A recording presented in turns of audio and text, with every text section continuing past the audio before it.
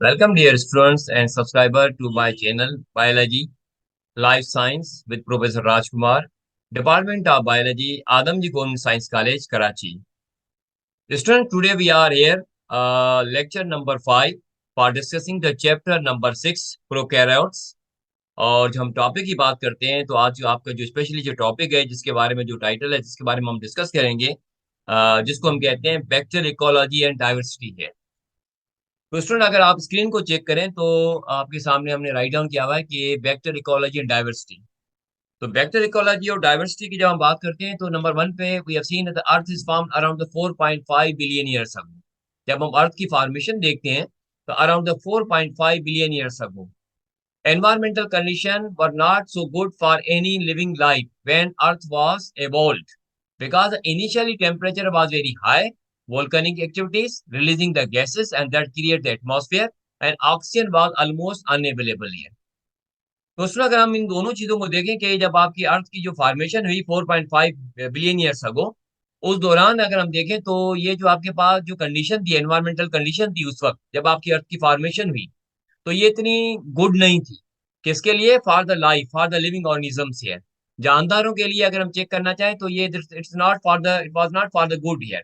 तो जब ये गुड नहीं थी तो ऐसी कंडीशन अगर आप देखें तो क्यों गुड नहीं थी अगर हम चेक करना चाहें तो वी हैव सीन यदि बिकॉज, तो इनिशियली आपके पास अगर हम उस एनवायरमेंट को चेक करें तो टेम्परेचर वाज वेरी हाई है, temperature was very high, volcanic activities releasing the gases that create the atmosphere. और उसके साथ साथ हमने क्या देखा कि हमें पता है कि oxygen is most necessary for the life for the living organisms here. लेकिन उस दौरान अगर हमने चेक किया कि एक तो टेम्परेचर हाई था और नंबर 2 पे हमने क्या चेक किया कि ऑक्सीजन वाज ऑलमोस्ट अनअवेलेबल है। जब ये टेम्परेचर हाई हो और ऑक्सीजन अनअवेलेबल हो तो इसकी मीनिंग क्या है कि ये लाइफ के लिए सुइटेबल नहीं है ये। नंबर 3 पे नेक्स्ट हम इसको देखते हैं कि life has evolved into the wide variety of forms। Life जब आपकी evolved हुई है into the wide variety of forms here as evolution proceeds and fossil records indicate the bacterial colonization developed and acquired the different areas here। तो इस पर हम यहाँ पे बात करते हैं कि जब आपकी लाइफ evolved हुई, तब evolved की हम बात करते हैं तो wide variety of forms here। तो हमें पता है कि जो लाइफ की जो वैरायटीज है, we have seen the biodiversity को अगर आप चेक करें तो डाइवर्सिटी को अगर आप चेक करें, जो डाइवर्सिटी है, डाइवर्सिटी हम उसको देखते हैं कि लाइफ की डाइवर्सिटी को देखते हैं जिसको हम कहते हैं बायोडाइवर्सिटी कहते हैं। As evolution proceeds here and fossil record indicate, ये जो फॉसिल रिकॉर्ड्स है हमें इंडिकेट करते हैं बैक्टीरियल कॉलोनाइजेशन की, that developed and acquired different areas here. तो आपके पास जब इतनी वैरायटीज होती हैं लाइफ की एंड दैट में require the different areas, they are found in the different areas here in the different ecological environment here, वहां पे हम इसको चेक करते हैं। Some started making their own food and oxygen byproduct here using the carbon dioxide from the atmosphere and sunlight from the sun। तो student हम यहाँ पे चेक करते हैं जब आपकी जो बायोडाइवर्सिटी को चेक करते हैं तो वैरायटी ऑफ लाइफ को चेक करते हैं तो इतनी सारी जो वैरायटीज हैं, तो आपके इस वैरायटीज के अंदर हमने क्या देखा कि सम आपके पास जो जानदार थे इन्होंने स्टार्टिंग की मेकिंग देयर ओन फूड और अपनी गिजा खुद बनाना। और हमें पता है कि जब आपके पास जो एक प्रोसेस हुआ जिसको हम कहते हैं फोटोसिंथेसिस कहते हैं, और इसी फोटोसिंथेसिस प्रोसेस के साथ साथ हम क्या देखते हैं कि इसी प्रोसेस के अंदर हमें क्या नजर आता है, फूड की तैयारी होती है और ऑक्सीजन की भी तैयारी होती है जिसको हम कहते हैं बाय प्रोडक्ट कहते हैं। और इनमें जो यूजिंग होती है वो आपके पास जो एसिमिलेटरी पावर होते हैं जिनको हम कहते हैं कार्बन डाइऑक्साइड कहते हैं, वो इन्वायरमेंट से हम हासिल करते हैं, प्लांट हासिल करते हैं, जानदार हासिल करते हैं। और सनलाइट उन्होंने हासिल की कहाँ से? फ्रॉम द सन ही है। तो हमने क्या देखा कि ये फोटोसिंथेसिस प्रोसेस, एक तो उन्होंने क्या किया कि कार्बन डाइऑक्साइड के अमाउंट को कम कर दिया। अल्टीमेटली अगर आप चले जाएं तो ग्रीन हाउस इफेक्ट की तरफ, हमें पता है कि कार्बन डाइऑक्साइड की अमाउंट बढ़ेगी तो टेम्परेचर बढ़ेगा, अगर कार्बन डाइऑक्साइड की अमाउंट कम होगी तो टेम्परेचर कम होगा। तो आपकी कार्बन डाइऑक्साइड जब ये जानदार इस्तेमाल करते हैं, it means the temperature is become a very low, temperature आपका जो है एक लिमिट तक आ गया और एक लो लेवल तक हमने देखा। उसके साथ साथ ऑक्सीजन लेवल नहीं थी स्टार्टिंग में, लेकिन अब आपके पास क्या आ गई, बाय प्रोडक्ट आ गई, क्या है, ऑक्सीजन की भी आपके पास हो गया। अब इसी तरह से हमने क्या देखा कि temperature low and oxygen level high हो गया यहाँ पे। These initially photosynthetic organism help the establish suitable atmosphere। देखें कि पहले जो एटमॉस्फेयर थी वो सुइटेबल नहीं थी जब when earth was formed here. लेकिन अब हम क्या देखते हैं कि जब फोटोसिंथेटिक जानदार आ गए, वैरायटी ऑफ लाइफ आपके पास आ गई यहाँ पे, बायोडाइवर्सिटी को जब हमने चेक किया तो आपके पास ये जो आपकी जो एटमॉस्फेयर है वो एक सुइटेबल बन गई, और वो suitable atmosphere आ गई and produce the oxygen in such quantities that eventually life forms here. जब आपके सामने ऑक्सीजन आ गई तो हमने क्या देखा कि eventually life forms. After that, new oxygen breathing life forms here. उसके साथ साथ हमने क्या देखा कि जो इनिशियली हमें जो जानदार नजर आया वो एनोरोबिक फॉर्म में थे, without air they can survive here. लेकिन जब हमने देखा कि इन सच क्वांटिटी इवेंचुअली हमने क्या देखा, लाइफ फॉर्म्स हो गए। क्यों? Because the oxygen are available here. After that the new oxygen breathing life form, जिसमें हमने क्या देखा, एनोरोबिक से एरोबिक लाइफ आ गई, come into the existence here. Student, और अगर हम आगे देखेंगे, the increasing population diverse diverse factor life, तो हम जब देखते हैं कि जब आपकी पॉपुलेशन इंक्रीज होती है, diverse the vector life here, vector life क्या होगी, डाइवर्स होगी, as more life to form, as more life to form here. There is a compelling the evidence that the mitochondria and chloroplasts were once the primitive vector cell here. तो student, जो आज आपके पास जो, जैसे आप अगर किसी यूकैरियोटिक सेल को चेक करते हैं तो उनके पास जैसे बहुत सारे ऑर्गेनेली होते हैं, जिसमें जो अहम माइटो जो मेम्ब्रेनस ऑर्गेनेली जो होते हैं, जिसमें माइटोकॉन्ड्रिया क्लोरोप्लास्ट हैं ये। तो आपके आजकल की अगर हम देखें, आपके जो यूकैरियोटिक सेल को चेक करें तो ये माइटोकॉन्ड्रिया और क्लोरोप्लास्ट क्या है, ऑर्गेनेली हैं। लेकिन अगर हम चले जाएं, आपकी एक थ्योरी है, लेकिन थ्योरी के हम बाद में बताते हैं कि the increasing population diverse the bacterial life as more life to form, there is a compelling the evidences. अब ये एक कंपेल हमें करते हैं कि दैट एविडेंसेस है mitochondria chloroplast once a primitive bacterial cell है। ये हमें ये बताते हैं कि अगर हम प्रीवियस हिस्ट्री में चले जाएं तो जो आपके माइटोकॉन्ड्रिया हैं, ये जो आपके क्लोरोप्लास्ट है, जो आजकल के जो आपके यूकैरियोटिक सेल के अंदर ये ऑर्गेनेली है।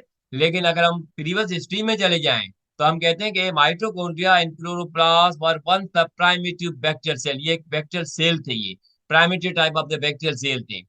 अब इसके बारे में आपके पास एक साइंटिस्ट है, और जिसको हम कहते हैं कि रशियन आपके पास बॉटनिस्ट थे ये, जिसको हम कहते हैं कॉन्स्टेंटिन मर्स्कोस्की स्टेटेड। इन्होंने एक हमें स्टेट किया, क्या स्टेट हमें बताया, क्या बयान किया हमें, और इन्होंने बयान किसमें किया, एक थ्योरी हमें रिप्रेजेंट की। उस थ्योरी को हम यहाँ पे कहते हैं कि थ्योरी ऑफ सिम्बायोजेनेसिस है। हम इनको कहते हैं एंडो सिम्बायोटिक थ्योरी भी कहते हैं। और ये जो आपके कॉन्सिस्टेंट हैं, ये जो बॉटनिस्ट हैं, इन्होंने जो हमें थ्योरी रिप्रेजेंट किया है, ये क्या बताते हैं कि some of the organelles in today's eukaryotic cell. देखिए, हम अभी आपको बता चुके हैं कि some of the organelles in today's eukaryotic cell were once a prokaryotic cells है। देखिए, बड़ी इंपॉर्टेंट पॉइंट है ये। अगर आप इस थ्योरी को देखें, एग्जाम में आपके पास अलग से 2 नंबर का क्वेश्चन आ सकता है कि explain briefly the theory of symbiogenesis है। तो आपके इसी वेक्टर इकोलॉजी से आप इस थ्योरी के बारे में क्वेश्चन का आप आंसर दे सकते हैं। और ये बड़ा प्रॉपर आंसर हमने यहाँ पे लिखा हुआ है कि जो आपके जो बॉटनिस्ट है कॉन्स्टेंटिन ने, इन्होंने हमें बताया कि some of the organelle in today's eukaryotic cell, आजकल के जो यूकैरियोटिक सेल के जो ऑर्गेनेली है, लेकिन वर वंस प्रोकैरियोटिक सेल, ये आपके पहले एक प्रोकैरियोटिक सेल थे। कौन से आपके ऑर्गेनेली है? जिसमें आपका माइटोकॉन्ड्रिया और क्लोरोप्लास्ट की हम बात करते हैं। Mitochondria and chloroplast have striking similarities to bacterial cilia. अगर माइटोकॉन्ड्रिया क्लोरोप्लास्ट को चेक करते तो ये भी इनके पास एक स्ट्राइकिंग सिमिलरिटी नजर आती है, किसके साथ? बैक्टीरियल सेल के साथ। क्यों? Because they have their own DNA. अगर आप माइटोकॉन्ड्रिया को चेक करें, अगर आप क्लोरोप्लास्ट को चेक करें, तो इनके पास एक अपना डीएनए होता है, और यही आपके पास सिमिलरिटी शो करती है किसके साथ? आपके बैक्टीरियल सेल के साथ, which is separate from the DNA found in the nucleus of the cell. तो हम क्या देखते हैं कि because they have their own DNA, इनके पास अपना एक डीएनए होता है, which is separate from the DNA found in the nucleus of cell. अगर किसी यूकैरियोटिक सेल के अंदर ये मौजूद है, आपके माइटोकॉन्ड्रिया और आपके ये जो क्लोरोप्लास्ट है, तो इनका अपना डीएनए होता है। लेकिन जो एक वो डीएनए जो सेल के अंदर, जो न्यूक्लियस के अंदर होता है, वो अलग डीएनए मौजूद होता है। तो इसकी मीनिंग क्या है कि न्यूक्लियस का डीएनए अलग है, और आपके माइटोकॉन्ड्रिया और आपके जो क्लोरोप्लास्ट है, उनका डीएनए अलग होता है। And both organelle use their DNA, ये दोनों ऑर्गेनेली अपने डीएनए को इस्तेमाल करते हैं, और ये प्रोड्यूस करते हैं many proteins and enzyme required for their function here. ये आपके जो डीएनए है, आपके क्लोरोप्लास्ट का डीएनए, आपके माइटोकॉन्ड्रिया का डीएनए, और ये प्रोड्यूस करते हैं प्रोटीन के लिए, और एंजाइम तैयारी के, एंजाइम की प्रिपरेशन करते हैं, और वो किस लिए होते हैं? For the different functions of the cell here.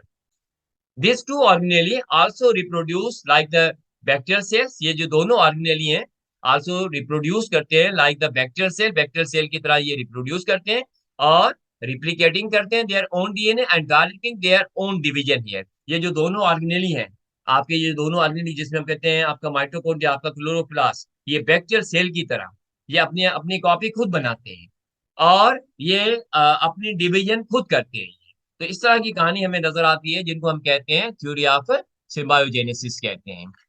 आगे चल के अगर हम और स्टूडेंट अगर हम थोड़ा और एक्सप्लेन करें कि over millions of years of evolutions, over A millions of years of evolutions, mitochondria and chloroplasts have been more specialized.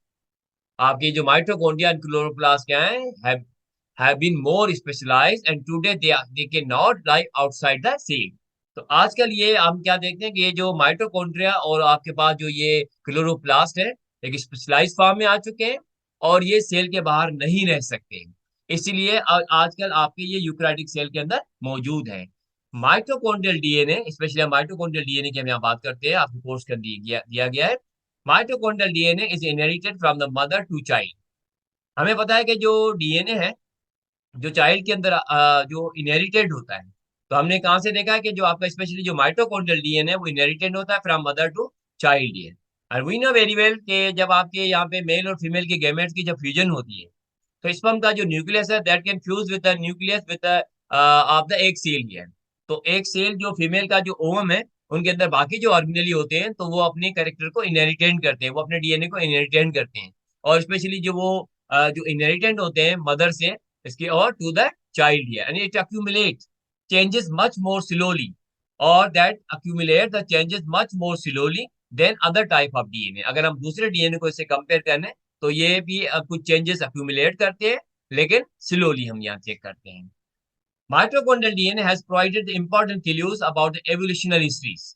जो आपका जो माइटोकॉन्ड्रियल डीएनए है, ये भी हमें प्रोवाइड करते हैं, क्लूज प्रोवाइड करते हैं अबाउट एवोल्यूशनरी हिस्ट्री। क्यों? Because of the unique pattern of inheritance and unique characteristics here.